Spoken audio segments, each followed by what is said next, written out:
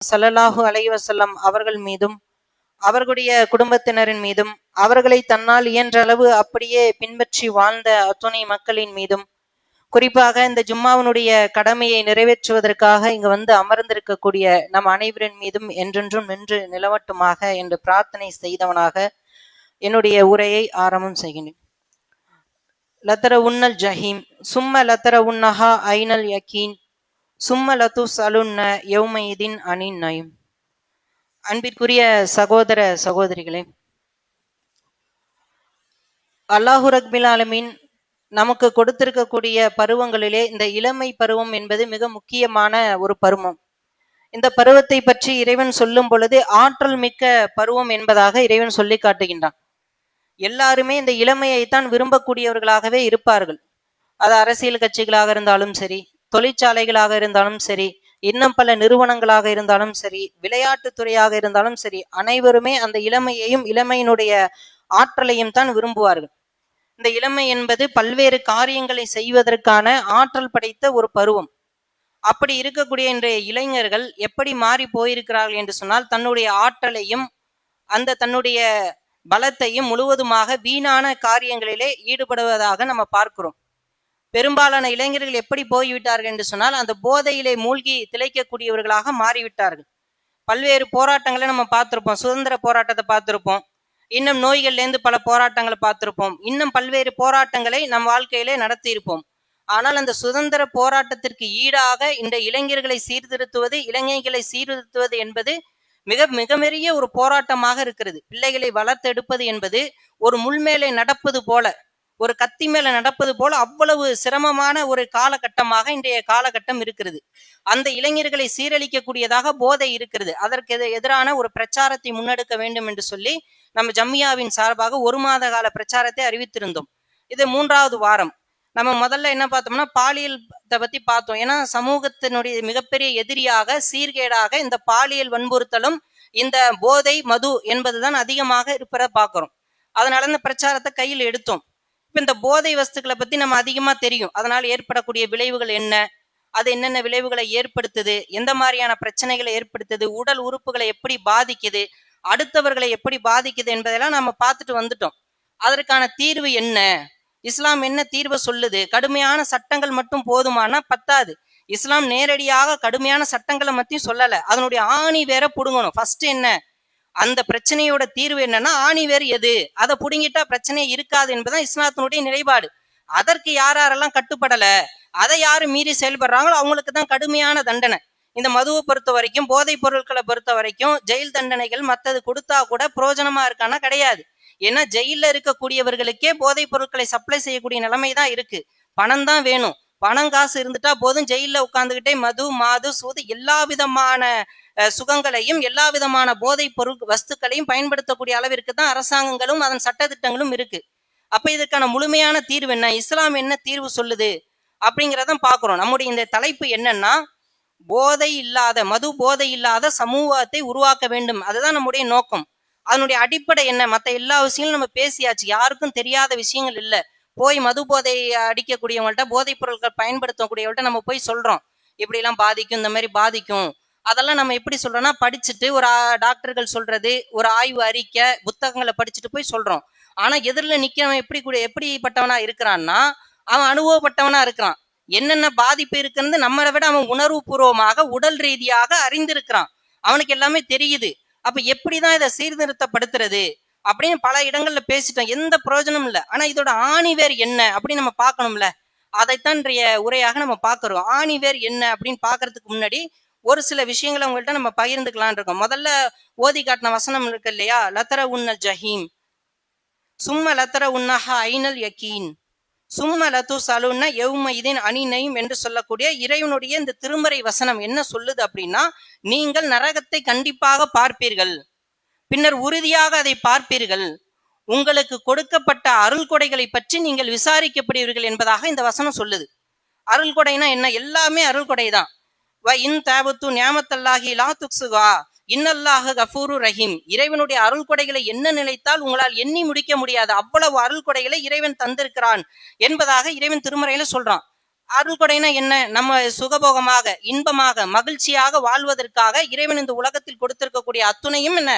அருள் கொடை தான். அந்த அருள் கொடை எல்லாம் பத்தி நீங்க விசாரிக்கப்படுவீங்கிறான்.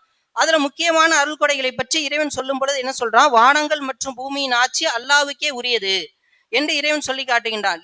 லில்லாஹி முசு லில்லாஹி முல்கு சமாவாத்தி வல் அருள் யஸ்லுஹா மா யஷாவு யஹவுலிமி யஷாவு. உங்களுக்கு இந்த வானம் பூமியின் ஆட்சி அதிகாரம் அல்லாவுக்கு இருக்கிறது. உங்களுக்கு அன்பளிப்பாக, யஹபு என்று சொன்னா அன்பளிப்பு என்று அர்த்தம், அன்பளிப்பாக பெண் குழந்தைகளை இறைவன் தருகின்றான். அதே போல அன்பளிப்பாக ஆண் குழந்தைகளையும் உங்களுக்கு தருகின்றான். தான் நாடியவர்களை மலடாகவும் ஆக்கின்றான் என்பதாக திருமறையில இறைவன் சொல்லி காட்டுகின்றான். அப்ப இறைவன் கொடுக்கக்கூடிய அருள் கொடைகள்ல மிக முக்கியமான ஒரு அருள் கொடை என்னன்னா, நமக்கு கொடுத்திருக்கக்கூடிய அந்த குழந்தை செல்வங்கள். அந்த குழந்தை செல்வங்களை பற்றி இறைவன் சொல்லும் போது பரிசாக அளிக்கின்றான் என்பதாக சொல்லி காட்டுறான்.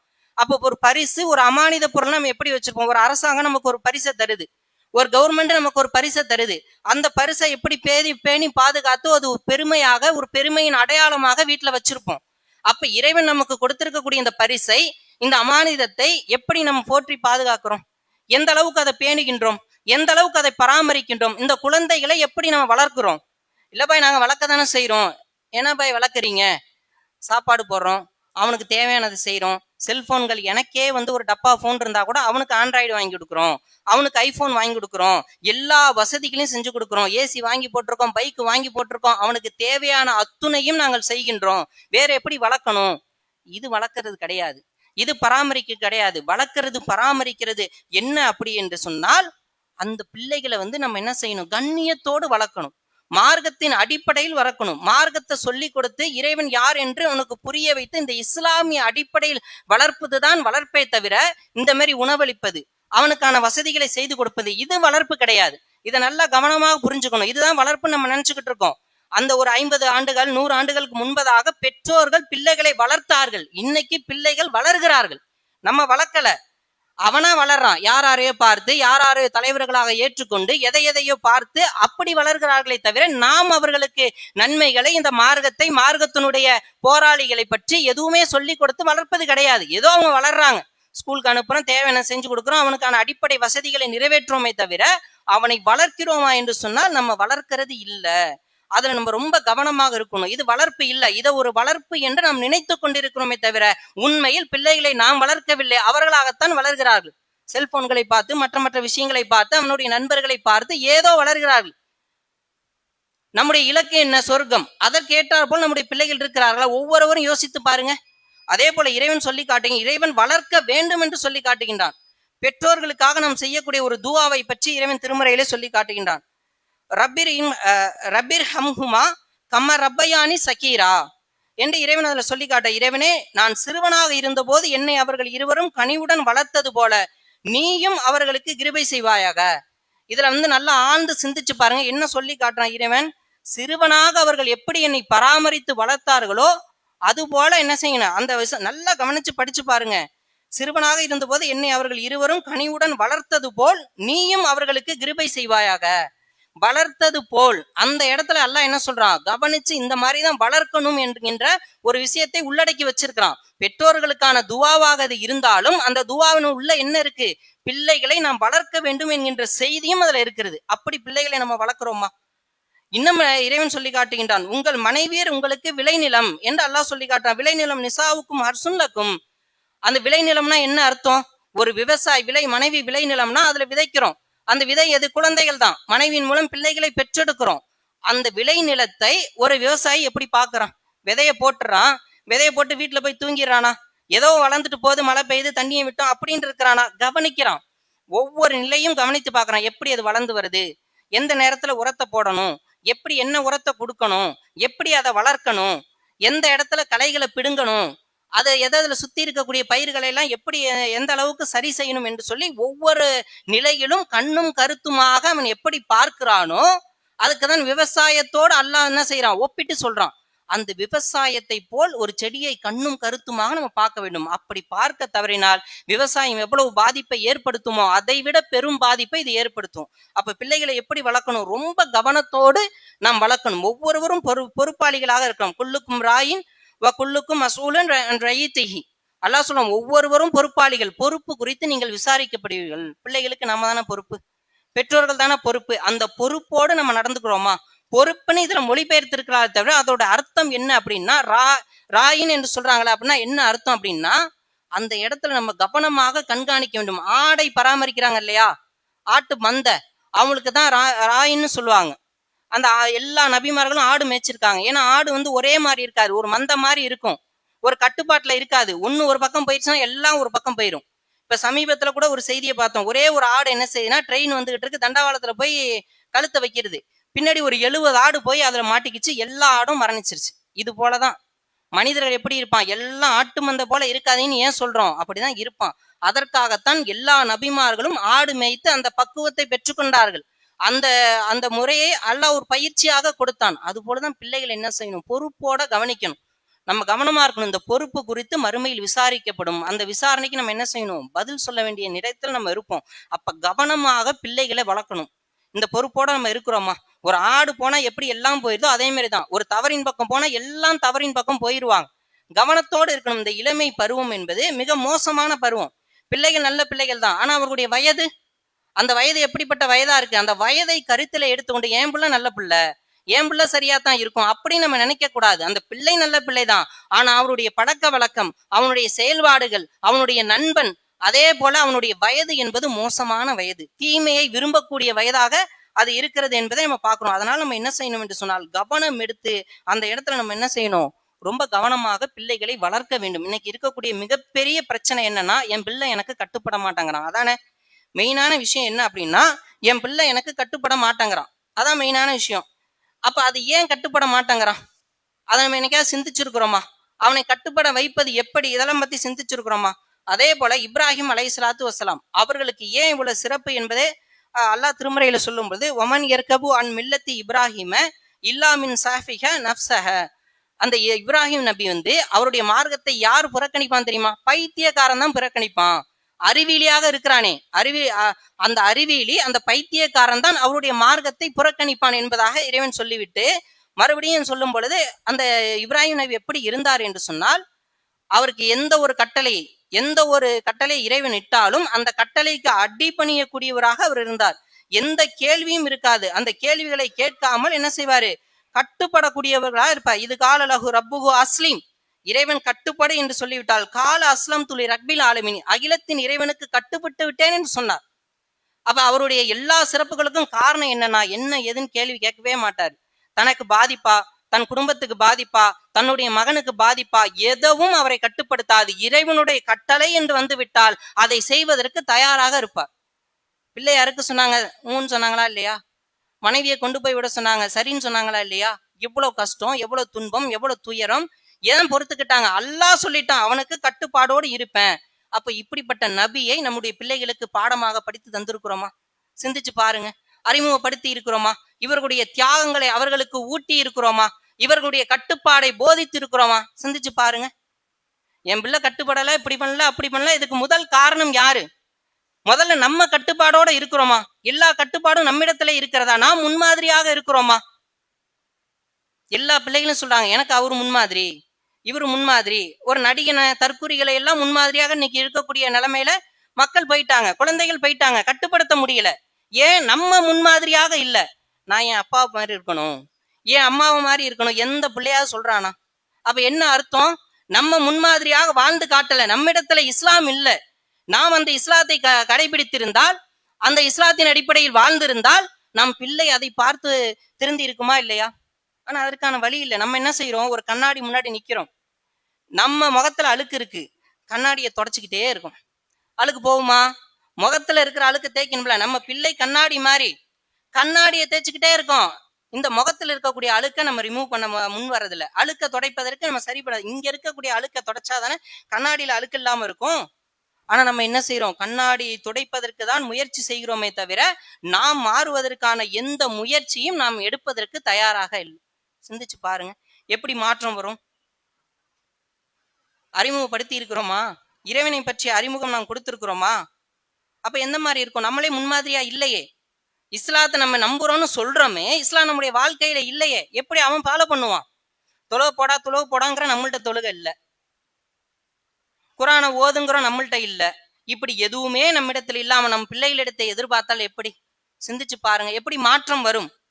அதே போல அல்லாஹ்னா யாருன்னு அவனுக்கு சொல்லணுமா இல்லையா? சொல்லி இருக்கிறோமா? அல்லாஹ்வுடைய ஆற்றலை பற்றி சொல்லி இருக்கிறோமா? அதே பாருங்க, சஹாபாக்களையும் நபிமார்களையும் அவர்களுடைய குழந்தைகளுக்கு எதை போதித்தார்கள்? ரசூல்லானா உயிரை கொடுப்பதற்கே தயாரானாங்க. லேசா அதெல்லாம் அவர்கள் போதித்தார்கள். இறைவன் என்றால் யார்? நான் ரசூல்லா என்றால் இறைவனுடைய தூதராகிய நான் யார்? எல்லாத்தையும் சொல்லி கொடுத்தாங்க. அதே போல பல நபிமார்களை பாருங்க. அதே போல யாக்கூப் நபி மரணத்தின் போது, மரணம் அவங்களுக்கு நெருங்கிய போது அவங்கள்ட்ட போய் அவங்க பிள்ளைகளை கூட்டி வச்சு பேசுறாங்க. யாக்கூப்புக்கு மரணம் நெருங்கிய போது நீங்கள் அங்கு சாட்சியாக இருந்தீர்களா? அல்லாஹ் கேட்கிறான். அப்பொழுது அவர் தன் குமாரர்களிடம், எனக்கு பின் நீங்கள் எதனை வணங்குவீர்கள்? எப்படி கேட்கிறாங்க? எனக்கு முன்னாடி யாரை வணங்குவீங்க? இது வரைக்கும் அல்லாஹ் வணங்கிட்டு இருந்தீங்க, இதற்கு பிறகு யாரை வணங்குவீங்க என்று அவங்க கேட்கிறாங்க. கேட்டதுக்கு அவங்க சொல்றாங்க, இதுதான் மெயினான பாயிண்ட். அவங்க சொல்றதை நல்லா கவனிங்க. அவர்கள், நாங்கள் உங்களுடைய இறைவனையும் உங்கள் பிதாக்களாகிய இப்ராஹிம், இஸ்மாயில், இஸ்ஹாக் ஆகியோரின் இறைவனுமாகிய அந்த ஒரே இறைவனை வணங்குவோம். அல்லான்னு அவங்க சொல்லல, உங்கள் இறைவனை நாங்கள் வணங்குவோம். உங்கள் இறைவன் யாரு? உங்களுடைய மூதாதையரை வணங்குனாங்கல்ல, உங்களுடைய தாத்தா வணங்குனாங்கல்ல, உங்களுடைய முப்பாட்டன் வணங்குனாங்கல்ல, அந்த இறைவனை நாங்கள் வணங்குவோம். எப்படி பதில பாத்தீங்க? ஏன் இப்படி ஒரு பதில் வருது? ஆழமாக அவர்கள் இறைவனை பற்றி அவர்களுடைய உள்ளத்திலே விதைத்திருந்தார்கள். இறைவனுடைய ஆற்றலை பற்றி அவர்களுடைய உள்ளத்திலே விதைத்திருந்தார்கள். அதனாலதான் இப்படி ஒரு பதில் வருது. அந்த ஒரே இறைவனையை நாங்கள் வணங்குவோம், மேலும் அவனுக்கே முற்றிலும் கட்டுப்பட்ட முஸ்லீம்களாக நாங்கள் வாழ்வோம். எவ்வளவு ஒரு ஸ்ட்ராங்கான பதில் பாருங்க. எப்படி ஒரு அழுத்தமான ஒரு ஸ்டேட்மெண்ட் இன்னைக்கு நம்ம குழந்தைகள்ட்ட இருந்து நம்ம இடத்துல வருமா? கட்டுப்பட்ட முஸ்லீமாக நான் இருக்கிறேன் நம்ம சொல்ல முடியுமா? சிந்திச்சு பாருங்க. அப்ப எப்படி இருக்கும்? பிள்ளைகளை எப்படி வளர்க்கிறோம்? ஏதோ உலகத்தினுடைய இன்பங்களை மட்டுமே புகுத்தி அவர்களை வளர்க்கக்கூடியவர்களாக இருக்கிறோமே தவிர, மற்றபடி மார்க்க அடிப்படையில் நல்ல மனிதனாக வாழ்வதற்கு அவரை நம்ம முற்படல. அதை விடுங்க. ரெண்டாவது என்ன? யூசுப் நபி அவங்க எங்க இருந்தாங்க? சிறைச்சாலையில இருந்தாங்க. எப்படிப்பட்ட சிறைச்சாலை? கொரோனாலாம் வந்துச்சு, எல்லா வசதிகளும் வீட்டுல இருந்துச்சு. ஆனாலும் நமக்கு அடைபட்டு இருக்க முடியல. என்ன வீட்டிலே இருக்கிறோம், வெளியில சுத்தி பார்க்க முடியல, அவ்வளவு கஷ்டமா இருந்துச்சு அந்த நாட்கள். இதே சிறைச்சாலை எப்படி இருக்கும்? சாப்பாடெல்லாம் சரியா இருக்கணுமா? குவாண்டானாமோ சிறை இன்னைக்கு மிக கொடூரமான சிறைன்னு இருக்கிறோம். அன்னைக்கு இருந்த சிறை எவ்வளவு கொடூரமாக இருந்திருக்கும்? அந்த சிறையில் இருக்கக்கூடிய நேரத்திலும் கூட அங்க இருக்கக்கூடிய சிறைவாசிகளுக்கு தாவா செய்யறாங்க. இறைவனை பற்றி அவங்க தாவா செய்யறாங்க. அங்க இருக்கக்கூடிய 2 அவர்களுடைய சிறை தோழர்களுக்கு என்ன செய்யறாங்க? தாவா செய்யறாங்க. எப்படி என்று சொன்னால், நான் என் மூதாதையர்களான இப்ராஹிம், இஸ்ஹாக், யாக்கூப் ஆகியோரின் மார்க்கத்தையே பின்பற்றுகிறேன். அல்லாவுக்கு எதனையும் நாங்கள் இணையாக்குவது எங்களுக்கு தகுதியானது அல்ல. இது எங்கள் மீதும் உலக மனிதர்கள் மீதும் அல்லாஹ் பொழிந்த அருள் கொடையாகும். எனினும் மனிதர்களில் பெரும்பாலானோர் நன்றி செலுத்துவதில்லை. அந்த 2 நண்பருக்கு சொல்றாரு, சிலை வணக்கப்பட்ட வழிபாடுகள் இருந்து நான் விலகிட்டேன், அது ஆகுமானது கிடையாது. எங்களுடைய முன்னோர்களாக இருக்கக்கூடிய இப்ராஹிம், இஸ்ஹாக் அவர்களுடைய வணங்கிய அந்த இறைவனையே வணங்கக்கூடியவர்களாக நாங்கள் இருக்கிறோம். அந்த ஒரே இறைவனை நாங்கள் வணங்குகிறோம் என்று சொல்லி அந்த இருவருக்கும் அந்த இடத்துல என்ன செய்யறாங்க? பிரச்சாரத்தை எடுத்துட்டு போறாங்கன்னா, ஒரு சிறைச்சாலையில கூட ஒரு நபி எப்படி இருந்திருக்கிறாங்க, என்ன கொண்டு போய் சேர்த்திருக்கிறாங்க. இதெல்லாம் நமக்கு படிப்பினை இல்லையா? இதெல்லாம் நமக்கான பாடம் இல்லையா? வழிகாட்டுதல் இல்லையா? வழிமுறை இல்லையா? சிந்திச்சு பாருங்க. ஆனா பிள்ளைகளுக்கு என்னத்தை கொடுக்குறோம்? என் பிள்ளை டாக்டர் ஆகணும், கலெக்டர் ஆகணும், ஒரு அக்கௌண்டன்ட் ஆகணும். சம்பாதிக்கக்கூடிய படிப்பை தேடும் பொழுதே எப்படி தேடுறோம்னா, எதுல அதிக சம்பாத்தியம் வரும்? அவன் சிந்தனை, அவனுடைய படிப்பு அவனுடைய சிந்தனையை தூண்டக்கூடியதாக இருக்கிறதா, அவனை ஒரு நல்ல மனிதனாக மாற்றக்கூடியதா இருக்கிறதா என்பதை நம்ம பாக்குறது இல்ல. நல்லா சம்பாதிங்க. எல்கேஜில கொண்டு போய் சேர்க்கும் போது லட்சக்கணக்காக கொட்டுறோம். அந்த பணத்தை எடுக்கணும். ஒரு வியாபாரமாகத்தான் அதை மாற்றிவிட்டோமே தவிர, அவனுடைய அறிவை வளர்க்கக்கூடிய கல்வியாக அது இருக்கிறதா? இன்றைய கல்வி, உலக கல்வி, மார்க்க கல்வி என்று சொல்லி இஸ்லாத்துல தனித்தனியா ஏதோ அந்த மாதிரி எல்லாம் கிடையாது. எல்லாமே இறைவன் கற்றுக் கொடுத்த கல்விதான். எல்லாமே இறைவன் கற்றுக் கொடுத்த அந்த கல்வியினுடைய பரிணாம வளர்ச்சி தான். இங்க நம்ம பல பிரிவு வச்சிருக்கிறோம், மாஸ்டர் டிகிரி அப்படின்னு சொல்லிட்டு அதுல பல பிரிவுகள் வச்சிருக்கலாம். ஆனால் எல்லாமே இறைவன் கற்றுக் கொடுத்ததனுடைய பரிமாண வளர்ச்சி தானே தவிர வேற வேறு கல்வி கிடையாது. அந்த கல்வி மனிதனை பண்படுத்தி இருக்கிறதா? இன்னைக்கு போதைப் பொருள் வழக்குல ஒருத்தரை அரெஸ்ட் பண்ணி உள்ள வச்சாங்க, அடிச்சு கொன்னுட்டாங்க. கொன்னவங்க யாரு? படிச்சவன் தானே. அதே போல குழந்தைகளுக்கு கொடுக்கக்கூடிய பால் பாக்கெட், அதுல இருந்து 70% பாலே இல்லைங்கிறாங்க. மத்திய அரசாங்கம் சொல்லுது 30% தான் பாலுடைய தன்மை இருக்கு, 70% பாலுடைய தன்மை இல்லைங்கிறாங்க. அந்த பால்களை தான் இன்னைக்கு குழந்தைகளுக்கு கொடுக்குறோம். அந்த பாலை உருவாக்குறவன் யாரு? ஒரு கெமிக்கல் சம்பந்தமாக படித்த ஒரு படிப்பை படித்த ஒரு இளைஞர் தானே, படித்தவன் தானே. அதே போல அமெரிக்காவுல ஒரு கருப்பினத்தவரை காலால மிதிச்சு கொண்டானே, அவன் யாரு? படிச்சவன் தானே. மேம்பாலத்தை நல்லா கட்டுறான், இடிஞ்சு கீழே விழுது, பல்லாயிரக்கணக்கான மக்கள் இறந்து போறாங்க. இந்த அடிப்படை இல்லாம இதை கட்டுறோமே, இது எவ்வளவு பெரிய பாதிப்பை ஏற்படுத்தும் என்கின்ற அறிவு இல்லாம செய்யறான். அவன் படிச்சவன் தானே. அப்ப அந்த கல்வி அவனுக்கு உதவி இருக்கிறதா? கல்வி அவனை மனிதனாக மாற்றி இருக்கிறதா? இன்ஜினியர் ஆயிருக்கான், கலெக்டர் ஆயிருக்கான், டாக்டர் ஆயிருக்கான், எல்லாமே ஆயிருக்கான். மனுஷனா இருக்கானா? சிந்திச்சு பாருங்க.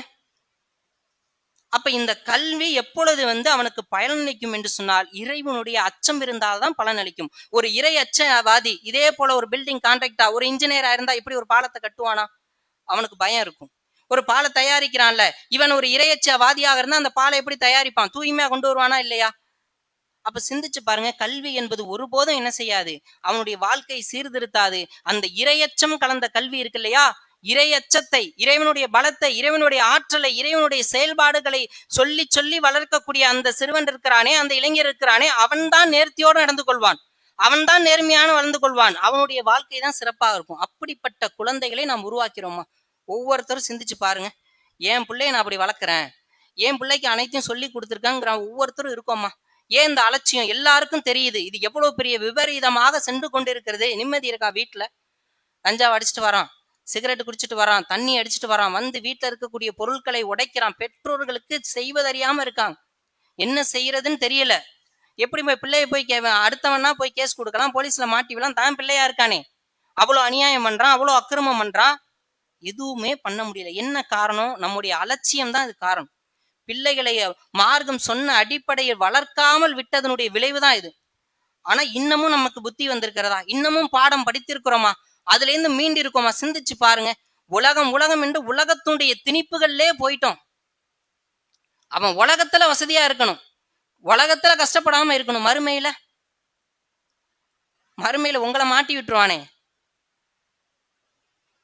அல்லாட்ட உங்களை மாட்டி விட்டுருவான். இறைவா, என்னுடைய பெற்றோர் தான் எனக்கு முன்மாதிரியாக இருந்தாரு, இவர் தான் சினிமா பார்த்தாரு, இவர் தான் இந்த மாதிரி பழக்கங்களை ஏற்படுத்தினாரு, எனக்கு குரானை சொல்லி கொடுக்கல, எனக்கு நபியை அறிமுகப்படுத்தல, எனக்கு அல்லாவை அறிமுகப்படுத்தல, சஹாபாக்களுடைய வீரத்தை பற்றி எனக்கு சொல்லிக் கொடுக்கல, அவர்கள் தான் உண்மையான கதாநாயகர்கள் என்பதை எனக்கு விளக்கவில்லை, அவருடைய தியாகத்தை பற்றி எனக்கு சொல்லிக் கொடுக்கவில்லை. நாளைக்கு போய் சொல்லிடுவானே, இந்த வழிகேட்டிற்கு என் தாயும் தந்தையும் தான் காரணம், இவங்களை தூக்கி நரகத்துல போடு. நம்முடைய நிலைமை என்னங்க? சிந்திச்சு பாருங்க. அல்லாட்ட தப்ப முடியுமா? என்ன பதில் வச்சிருக்கீங்க? மறுமையில சொல்றான், எங்க அத்தாவை தூக்கி போட்டு என்ன விட்டுரு, இந்த உலகத்துல ஹார்லிக்ஸை ஊட்டுவோம், பூஸ்டை கொடுப்போம், எல்லாமே கொடுத்து வளர்ப்போம், மறுமையில அவன் நமக்கு எதிராக மாறிடுவான். இவர் எதுவுமே சொல்லி கொடுக்கல, அந்த இடத்துல கை விரிச்சிருவான். இறைவா, இந்த உலகத்தை வச்சுக்க, எல்லாத்தையும் வச்சுக்க, என் தாயை வச்சுக்க, தந்தையை வச்சுக்க, என்ன மட்டும் விட்டுறா அல்லா. என்ன பதிலுங்க வச்சிருக்கிறோம்? சிந்திச்சு பாருங்க. நம்முடைய நோக்கம் என்ன, இலக்கு என்ன, அதே மறந்துட்டோமே. நம்ம இந்த உலகத்துக்காக வாழ வந்திருக்கோமா? இந்த உலகம் வெயில்ல போறப்போ ஒரு மரத்தடி நிழல்ல நின்று எப்படி போவோமோ, பயணிப்போமோ, அந்த பயணத்துல வரக்கூடிய மர நிழல் மாரிதான் வந்திருக்கோம். இது நிரந்தரம் இல்ல, மறுமைதான் நம்முடைய இலக்கு, அங்கதான் சேர்க்கணும். 2 GB நெட்டு போடுறோம், காலையிலே 1.5 GB முடிஞ்சிருச்சு, என்ன செய்வோம்? சேவ் பண்ணுவோம். ஃபுல்லா என்ன செஞ்சிட மாட்டோம், பயன்படுத்த மாட்டோம். ஏன்? தேவை இருக்கு, பயன்படுத்தணும். அதே மாதிரிதான் மறுமைக்கு என்ன செய்யணும்?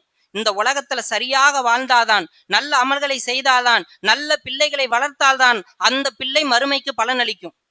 ஒரு தகப்பன் இறந்துருவாரு, இறந்து அல்லாஹ்விடத்துல போவாரு, போகும் பொழுது அவருடைய தர்ஜாக்கள் உயர்ந்திருக்கும். அவர் கேட்பாரு, இறைவா, நான் இவ்வளவு அமல்கள் செய்யலையே, எனக்கு எப்படி இப்படி தர்ஜாக்கள் உயர்ந்தது? அவர் சொல்றாரு, உன் மகன் செய்த துவா, உன்னுடைய மகள் செய்த துவா, உன்னுடைய பேரம்பேத்திகள் செய்த துவா. சிந்திச்சு பாருங்க. அப்படிப்பட்ட பிள்ளைகளை வளர்த்துருக்குறோமா? அவனுக்கே அவன் துவா செய்யறது இல்ல.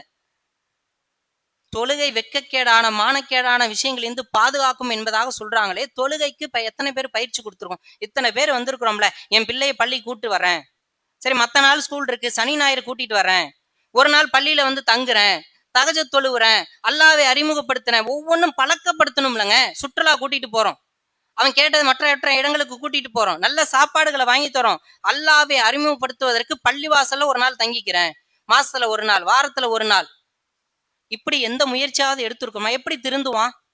வெறுமனவே பேச்சுக்களும் எதுவுமே அவனை மாற்றி விடாது. அவனுக்கு இஸ்லாமிய கல்வியும் இறைவனை பற்றிய கல்வியும் தான் முக்கியமாக கொடுக்க வேண்டும். அப்படி ஒரு பாடத்தை தான் லுக்மான் அலைஹிஸ்ஸலாம் அவங்க சொல்லி கொடுத்தாங்களா இல்லையா பிள்ளைகளுக்கு? எத்தனை பயான்ல கேட்டிருப்போம். எவ்வளவு அழகாக சொல்லியிருக்காங்க. இது மாதிரி நம்முடைய பிள்ளைகளுக்கு என்றைக்காவது சொல்லி கொடுத்துருக்குறோமா? சிந்திச்சு பாருங்க. இது வெறும் பயானாக கேட்டுவிட்டு போனீங்கன்னா எந்த மாற்றத்தையும் அறிக்காது. அல்லாஹ் சொல்லிக்கிட்டான், எந்த ஒரு சமுதாயமும் தன்னைத்தானே மாற்றிக்கொள்ளாதவரை அல்லாஹும் அவர்களை மாற்றுவதில்லை என்று சொல்லி காட்டுறான். மாற்றம் நம்மிடத்திலிருந்து வர வேண்டும். நம்மிடத்தில் இருக்கக்கூடிய மாற்றம் அவனிடத்திலே பிரதிபலிக்கும். அதான் அவனுடைய வாழ்க்கையை சீர்படுத்தும். நீங்க நல்லா சிந்திச்சு பாருங்க. உங்கள் மகன் இந்த உலகத்தின் நன்றாக இருக்க வேண்டுமா, அல்லது மறுமையில் சுகபோகமாக இறைவனுடைய திருப்தியை பெற்ற ஒரு குழந்தையாக, ஒரு சுவனவாசியாக இருக்க வேண்டுமா என்பதை நீங்கள் தான் முடிவு செய்ய வேண்டும். அது மட்டுமல்ல, அல்லாஹ் சொல்லி காட்டுகின்றான், உங்கள் பிள்ளைகள் உங்களுக்கான சோதனைகள். அவன் நமக்கு பரிசா இருக்கணுமா, சோதனையா இருக்கணுமா, நமக்கான சொர்க்கமா இருக்க வேண்டுமா, அல்லது நம்மை நரகத்தில் சேர்க்கக்கூடியவனா இருக்க வேண்டுமா என்பதை நம்முடைய வளர்ப்பு தான் முடிவு செய்யும். அந்த வளர்ப்பு இஸ்லாமிய அடிப்படையில் இருக்க வேண்டும் என்பதை புரிந்து கொண்டு நம்முடைய பிள்ளைகளை நல்ல பிள்ளைகளாக இஸ்லாத்தை சொல்லி, ஈமானை சொல்லி, இறை தூதர்களை பற்றி, இறை தூதர்களுக்கு பக்கபலமாக அவர்களை அப்படியே பின்பற்ற சகாபாக்களை சொல்லி வளர்த்தால் அவர்களுடைய வாழ்வு அவனுக்கு பலனளிக்கும். நல்ல மனிதனாக வாழ்வான். இந்த உலகத்துல வசதிக்காக பார்க்காதீங்க. இங்க கஷ்டப்பட்டாலும் மறுமையினுடைய இன்பம் என்பது இதைவிட பல மடங்கு. அதுல நஷ்டப்பட்டோம்னா எதுவுமே செய்ய முடியாது. இந்த உலகத்தினுடைய நஷ்டங்கள்லாம் தாங்கிக்கலாம். மறுமையின் நஷ்டம் தாங்கவே முடியாது. இறைவனிடத்துல மீளவே முடியாது. அவனை நேசிக்கக்கூடியவர்களாக, அவன் பொருந்தி கொண்டவர்களாக நம்முடைய குழந்தைகள் இருக்கணும். அப்படிப்பட்ட குழந்தைகளாக வளர்ப்போம். அனைத்து குழந்தைகளும் சொர்க்கம் செல்ல வேண்டும். அப்படிப்பட்ட குழந்தைகளாக வளர்த்து இறைவனிடத்தை திருப்தியை பெறக்கூடியவனாக நாம் மாற வேண்டும் என்று கூறி முதல் உரையை நிறைவு செய்கிறேன்.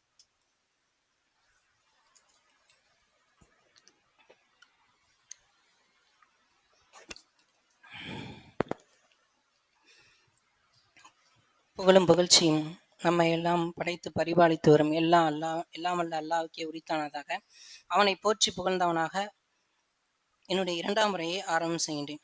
அதே போல அல்லாஹ் திருமறையில சொல்லி காட்டுகின்றான், யா அய்யுஹல்லதீன ஆமனு லிமா தாக்குலன மாலா தாஃபலுன், நீங்கள் செய்யாததை பிறருக்கு சொல்லாதீங்கிறான். அப்ப நம்முடைய வாழ்க்கையை சீர்படுத்தணும். நம்முடைய வாழ்க்கை தான் அவனுக்கு ஒரு முன்மாதிரியாக இருக்கணும். நம்ம இன்னையிலேருந்து சரி செய்வோம். 5 வேளை தொழுகை, வேற எதுவும் செய்ய வேணாம். 5 வேளையை கரெக்டா அந்த ஃபர்ல நான் சரியா தொழுதுருவேன்.